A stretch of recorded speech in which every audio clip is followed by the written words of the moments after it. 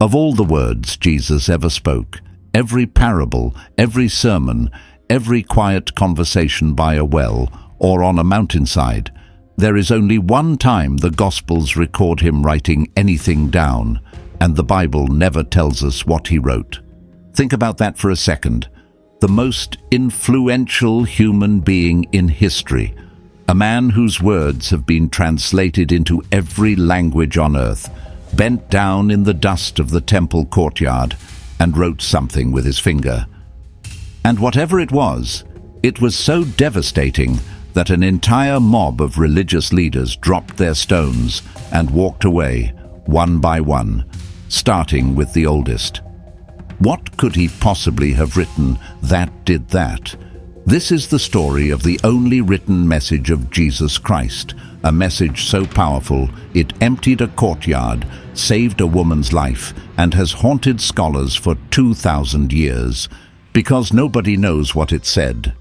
To understand what happened that morning, you need to understand where Jesus was and what he was walking into, because this wasn't a random encounter, it was a trap, and the people who set it had been planning it for weeks. It was early morning in Jerusalem during the Feast of Tabernacles, one of the biggest religious festivals of the year. The temple was packed.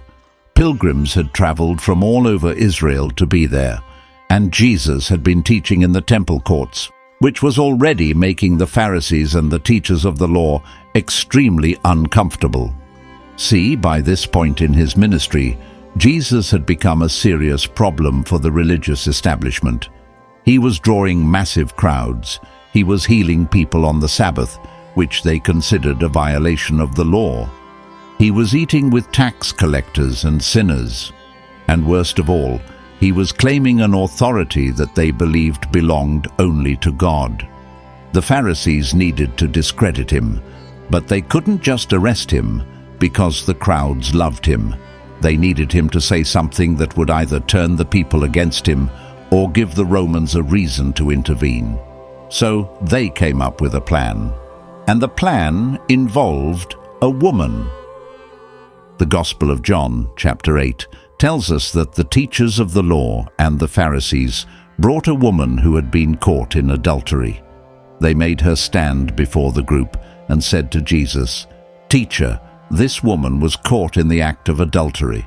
The law of Moses commands us to stone such women. Now, what do you say?" John makes it very clear what was happening here. He writes, "They were using this question as a trap in order to have a basis for accusing him." Now, before we go any further, let's talk about what made this trap so brilliant, because it really was clever. They had essentially created a situation where Jesus had no good answer. If Jesus said, "Yes, stone her," he would contradict everything he had been preaching about mercy, forgiveness, and compassion.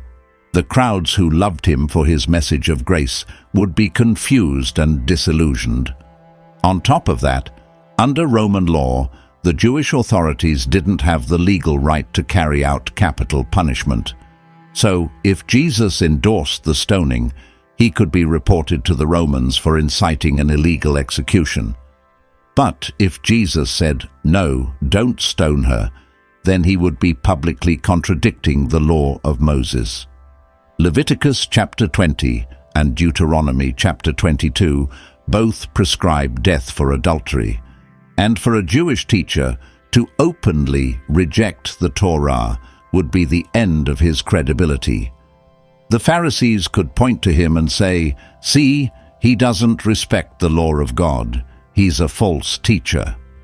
Stone her, and he loses the people and possibly gets arrested by the Romans. Let her go, and he loses his authority as a teacher of God's law." There was no middle ground, or so they thought. But there's something else about this scene that most people miss. Where is the man? The text says she was caught in the act of adultery. That means there was a man involved. Adultery is not a solo activity. Under the law of Moses, both parties were supposed to be punished. Leviticus 20 verse 10 says, "If a man commits adultery with another man's wife, both the adulterer and the adulteress are to be put to death." Both. Not just the woman. Both. So where was he? The fact that they only brought the woman tells you everything you need to know about their motivations. They didn't care about justice. They didn't care about the law. They were using this woman as a pawn to trap Jesus. She was a means to an end. And that detail is important for understanding what happens next. So here is Jesus, surrounded by a growing crowd, with this terrified woman standing in front of him, and a group of religious leaders demanding an answer. The entire courtyard is watching. The tension is unbearable, and Jesus does something nobody expected. He bends down and starts writing on the ground with his finger. The Greek word John uses is katagraphen, which can mean to write, to draw, or to trace. Some scholars argue it implies writing specific words or sentences. Others suggest it could mean drawing or making marks. But most translations render it simply as wrote. He just bent down and wrote in the dirt. Now imagine you're one of the Pharisees standing there. You've just sprung what you think is the perfect trap. You've dragged this woman into the temple courts. Everyone is watching. You ask your carefully crafted question, and the rabbi you're trying to destroy just ignores you. He crouches down and starts writing in the dust, like you're not even there. That alone must have been infuriating. But they kept pressing him. The text says they kept questioning him. They wouldn't let it go. They needed an answer. So Jesus straightened up and said one sentence that has echoed through 20 centuries of human history. "Let any one of you who is without sin be the first to throw a stone at her." And then he bent down and wrote on the ground again. Now let's slow down here, because what Jesus did in this moment was absolutely extraordinary from a legal, theological, and psychological standpoint. First, he didn't say, "Don't stone her." He didn't contradict the law. He actually affirmed it. Under Jewish stoning law, the witnesses to the crime were required to cast the first stones. That's in Deuteronomy chapter 17, verse 7. The hands of the witnesses must be first in putting that person to death. So Jesus was following proper legal procedure. He was saying, "Fine, stone her, but the witnesses go first. That's the law." But then he added a condition that wasn't in the law. "Let any one of you who is without sin." He made moral purity the qualification for carrying out judgment, and that changed everything. Because suddenly, this wasn't about the woman's sin anymore. It was about theirs. Second, from a theological perspective, Jesus invoked a principle that ran throughout the Hebrew scriptures, but that the Pharisees conveniently ignored when it suited them. The idea that judgment belongs to God, and that human beings are not qualified to serve as ultimate judges because they themselves are fallen. Psalm 51, written by King David after his own adultery, says, "Against you, you only, have I sinned." David understood that sin is ultimately an offense against God, not just against human law, and God is the only one truly qualified to judge it.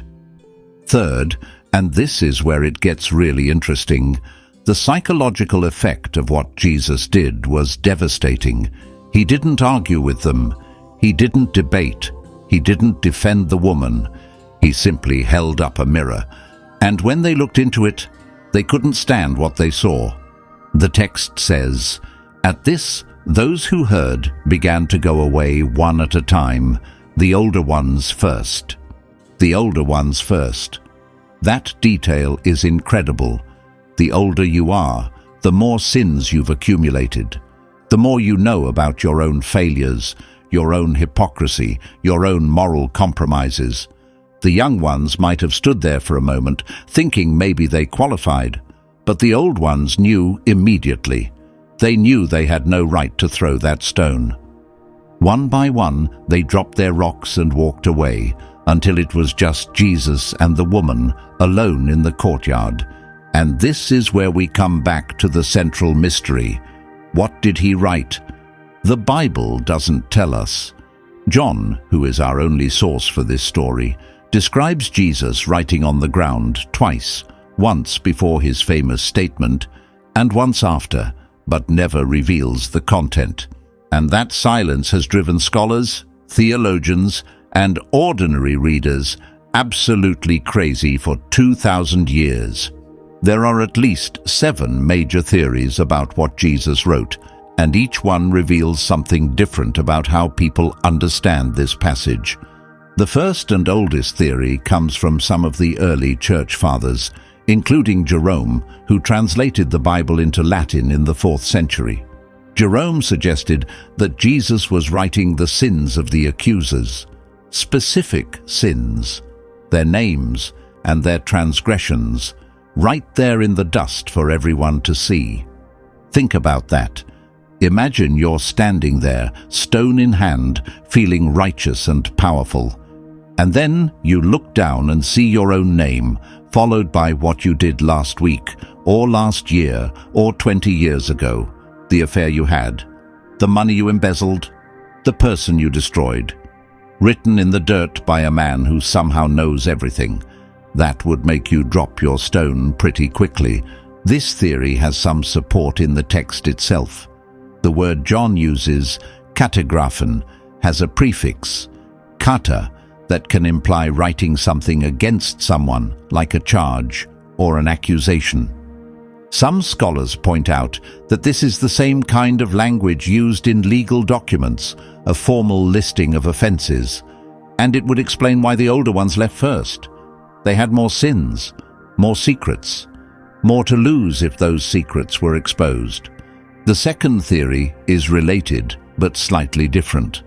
Some scholars suggest that Jesus was writing specific Old Testament passages, particularly ones that would convict the accusers of their own violations of the law. For example, Exodus chapter 23, verse 1 says, "Do not spread false reports. Do not help a guilty person by being a malicious witness."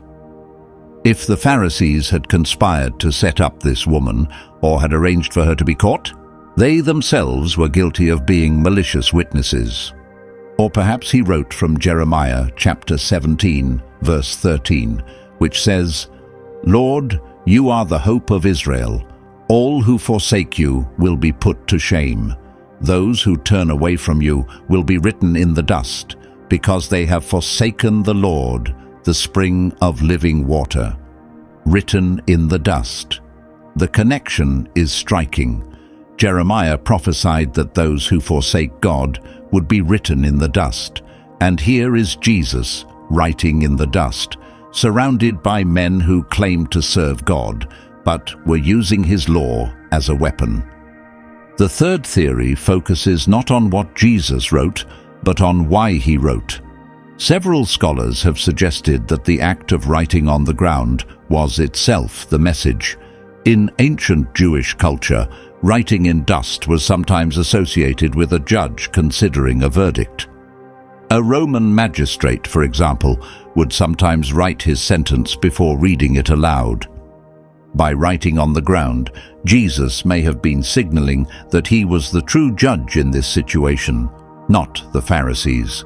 He was taking control of the courtroom, so to speak, in the most understated way possible. Now, those first 3 theories are interesting, but the next one connects this moment to something so specific in the Old Testament that when you hear it, you'll wonder how you never noticed it before. The fourth theory is one of the most fascinating. It connects the act of writing to a specific Old Testament passage in the book of Numbers, chapter 5. This passage describes the trial of bitter waters, a ritual for a woman accused of adultery. In this ritual, a priest would write curses on a scroll, wash the words off into bitter water, and have the accused woman drink it.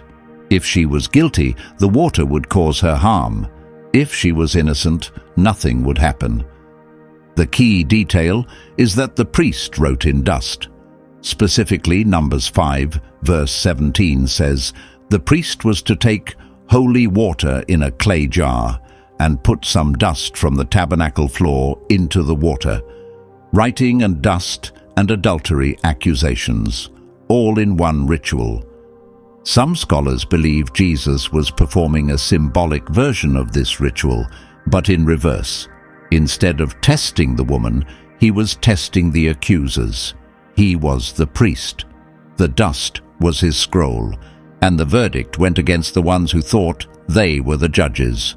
The fifth theory takes a completely different approach. It suggests that Jesus wasn't writing words at all.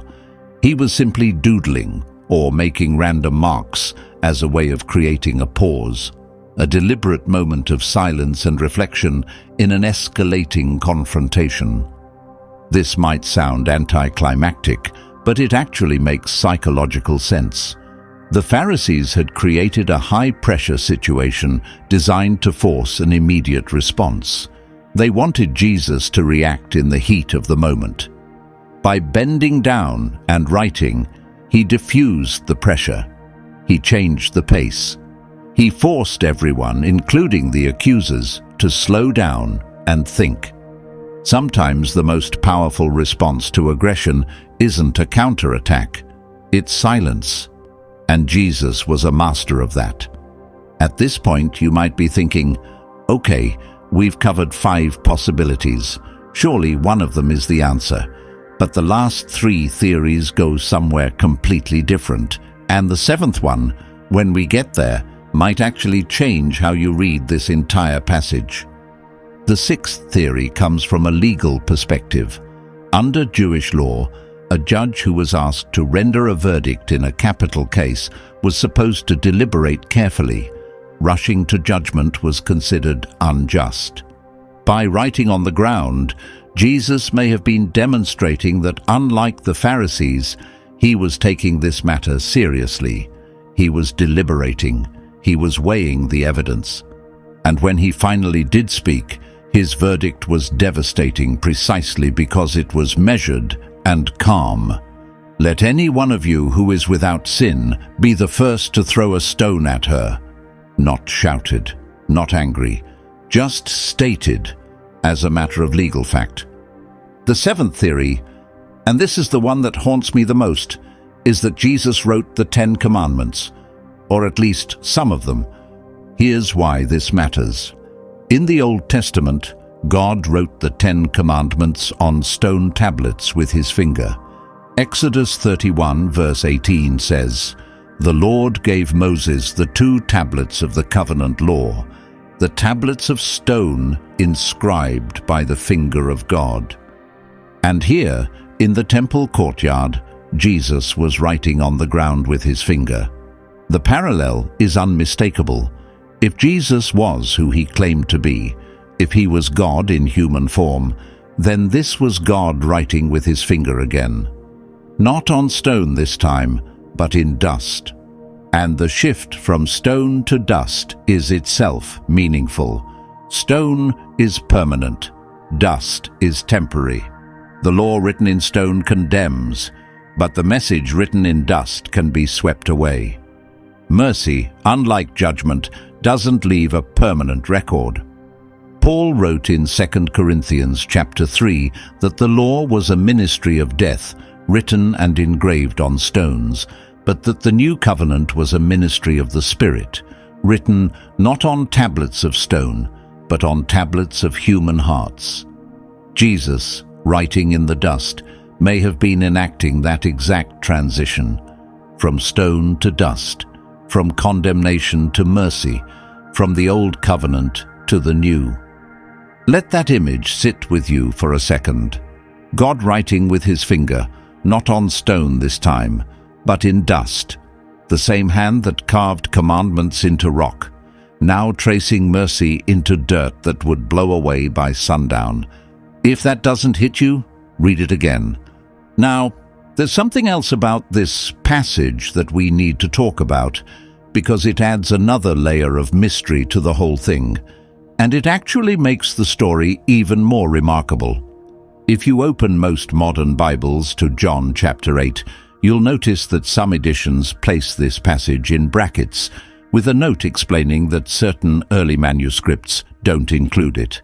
And when people first learn that, it can feel unsettling. But the real story behind that note is actually one of the most faith-affirming details in all of biblical history. Does the note mean the story isn't real? Not at all. And this is the fascinating part. Nearly every scholar, even the most skeptical ones, agrees that this event is historically authentic. It circulated as an independent tradition from the very earliest days of the Church.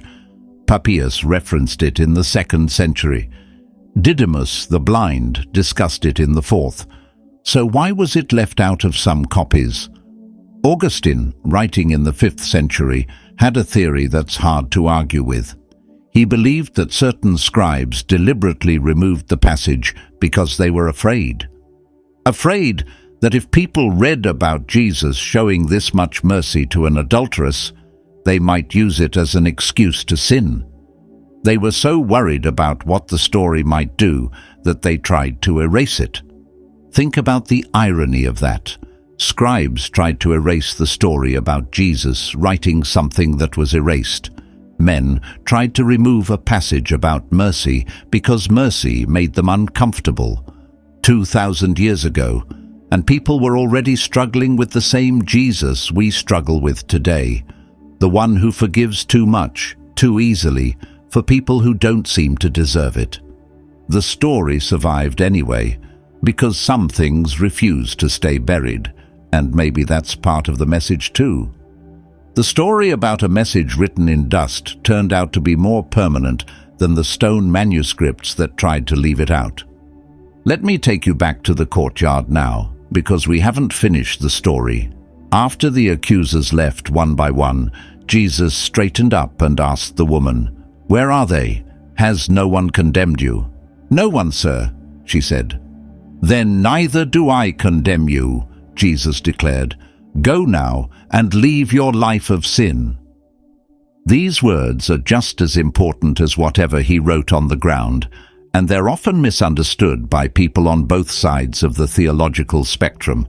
Some people focus on, "Neither do I condemn you," and use it to argue that Jesus was soft on sin, that he didn't really care about moral behavior, that he was some kind of first-century progressive who just wanted everyone to feel accepted. Other people focus on, "Go and leave your life of sin," and use it to argue that Jesus was still primarily concerned with obedience, that the mercy was conditional, that forgiveness was only granted because he expected her to clean up her act. But both of these readings miss what actually happened. Jesus did something far more radical than either interpretation allows. He separated the sin from the sinner. He acknowledged that what she did was wrong. "Leave your life of sin" is not ambiguous. He wasn't pretending adultery was acceptable, but he also refused to reduce her to her worst act. He saw a human being where the Pharisees saw a prop. He saw a life worth saving where the religious leaders saw a legal technicality. And he did it without compromising either justice or mercy. The law was upheld. He didn't say the law was wrong. He said the executioners were disqualified, and by doing that, he revealed something profound about the nature of divine justice, that it's not about punishing the guilty as much as it's about transforming the broken. This is what makes the question of what he wrote so endlessly fascinating, because whatever those words were, they accomplished something that seems impossible. They simultaneously upheld the law and extended mercy. They convicted the accusers without condemning the accused. They revealed hypocrisy without humiliating anyone, because the words were written in dust, not spoken aloud. The accusers could read them and leave quietly without being publicly shamed. Even in his judgment, Jesus was merciful. Now let me share something that I find personally extraordinary about this passage. It's the only time in the Gospels that Jesus is recorded as writing. He spoke thousands of words that are preserved in the Bible. He told parables. He gave sermons. He had private conversations. He prayed aloud. He cried out from the cross. But he only wrote once, and those words were not preserved. Some people find that frustrating. They want to know. They feel like the Bible owes them this information. But I think the silence is intentional. I think the fact that we don't know what Jesus wrote is part of the message. Because here's what we do know. Whatever he wrote, it was written in dust. It was temporary. By the end of the day, foot traffic would have erased it. By the next morning, it would have been indistinguishable from the rest of the courtyard floor. The most powerful written message in human history was designed to disappear, and that tells you something about what kind of teacher Jesus was. He wasn't interested in creating permanent records of people's failures. He wasn't interested in building monuments to sin. He wrote in a medium that would be erased, because that's what mercy does. It erases. Psalm 103 says, "As far as the east is from the west, so far has he removed our transgressions from us." Isaiah 43 says, "I, even I, am he who blots out your transgressions for my own sake, and remembers your sins no more." God writes in dust. That's the theology of this passage. Whatever he recorded about those men, whatever sins he listed, whatever commandments he inscribed, they were written in a medium that would not last, because the point was never the permanent record of sin. The point was the permanent offer of grace.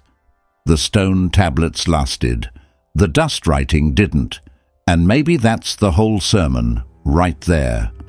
There's one more thing about this story that deserves attention, and it's something that most readings completely overlook. It's the question of what happened to the woman afterward. The Bible doesn't say. John's account ends with, "Go now and leave your life of sin," and that's it. We don't know her name. We don't know where she went. We don't know if she changed her life or went back to what she was doing. The story just stops. And again, I think the silence is deliberate, because the story was never really about her, not in the way we might expect. Yes, she was the person whose life was at stake. Yes, Jesus saved her from execution. But the confrontation was between Jesus and the Pharisees. She was brought into the scene as a weapon, and Jesus responded by dismantling the entire framework that made her a weapon in the first place. He didn't just save one woman. He exposed a system where religious authority was used as a tool of control rather than a source of healing. A system where the law was weaponized against the vulnerable, while the powerful exempted themselves. A system where a woman could be dragged into public to die while the man who was equally guilty walked free. And this is why the story resonates across time and across cultures. Because that system didn't end in the 1st century, it's still operating today. People are still being judged by those who have no right to judge. Laws are still being applied selectively. The vulnerable are still being sacrificed to protect the powerful. And the gap between public righteousness and private behavior is still as wide as it ever was. Jesus saw all of that in one moment, in one dusty courtyard, on one morning in Jerusalem, and he responded not with a speech or a miracle or a display of power. He just bent down and wrote in the dirt. There's a tradition in some Eastern Orthodox churches that the woman in this story was Mary Magdalene. There's no biblical evidence for that, and most scholars reject it. But the tradition exists because people have always wanted to give her a name. They've wanted to follow her story beyond this one terrible morning. They've wanted to know that she took Jesus at his word and that her life changed. And maybe that desire, more than any scholarly theory, tells us the most important thing about what Jesus wrote. Because whatever those words were, they created space. Space for a woman to walk away alive. Space for a group of angry men to walk away humbled. Space for everyone in that courtyard to start again. The words disappeared. The space remained. 2,000 years later, we're still standing in it. Let me circle back to the theories one more time, because there's an eighth possibility that doesn't get talked about enough, and it's the simplest one of all. What if Jesus wrote nothing meaningful? What if the act itself was the entire point? Consider this. The Pharisees came with a question designed to trap Jesus into a verbal response. They wanted words. They wanted a statement they could use against him. The entire trap depended on Jesus saying something, and Jesus refused to play. He bent down and wrote in the dust, and in doing so, he shifted the entire dynamic of the encounter. He turned a verbal confrontation into a visual one. He made the accusers wait. He made them uncomfortable. He made them watch a man they wanted to destroy calmly, silently, write something they couldn't quite read. The power was in the gesture, not the content. The silence spoke louder than words, and by the time Jesus finally did speak, the mood had completely changed. The aggression had dissipated. The mob mentality had been broken. And when his words came, they landed like a hammer on an anvil, because everyone had been forced to slow down and actually think. If this interpretation is correct, then the fact that the Bible doesn't record what Jesus wrote is not an oversight. It's the point. The content didn't matter. The act of writing did. And that's a lesson that feels surprisingly relevant in an age where everyone is obsessed with having the last word, where every confrontation demands an immediate verbal response, where silence is seen as weakness. Jesus showed us that sometimes the most powerful thing you can say is nothing at all. There are moments in the other Gospels that echo this same principle. When Jesus stood before Pilate and was asked, "What is truth?" he didn't answer. When Herod asked him to perform a miracle, he said nothing. When the crowds demanded he prove himself, he walked away. Jesus understood something about power that most people never learn, that responding to every provocation on the provocateur's terms is a form of surrender, that true authority doesn't need to defend itself, that sometimes the strongest move is to kneel down, write something in the dust, and let the silence do the work. The Pharisees came to that courtyard with stones and certainties. They left with empty hands and unanswered questions. And 2,000 years later, we're still asking the same question they must have asked as they walked away. What did he write? I don't think we'll ever know. And I don't think we're supposed to, because the not knowing is part of the gift. It keeps us coming back to this story. It keeps us wondering. It keeps us kneeling down in the dust ourselves, looking for words that have already been erased by the wind. And maybe that's the final lesson, that the most important messages aren't the ones carved in stone. They're the ones written in dust, temporary, fragile, easily erased. Because mercy is like that. It doesn't keep a permanent record. It doesn't hold your failures over your head forever. It writes them in a medium that won't last. And then it looks you in the eye and says, "Neither do I condemn you. Go and leave your life of sin." Whatever Jesus wrote that morning, it was enough. It was enough to silence the accusers. It was enough to save a life, and it was enough to remind every person standing in that courtyard, and every person who has read this story in the 2 millennia since, that the ground we stand on is always dust. And the God who writes in dust is a God who knows how to forgive. That's the only message of Christ that the Bible never recorded. And somehow, even without the words, we got the message anyway. If this story made you think, if it challenged something you believed or opened a question you hadn't considered, the video on screen right now goes deeper into another moment in the Gospels that most people misunderstand completely. Click it now, and I'll see you there.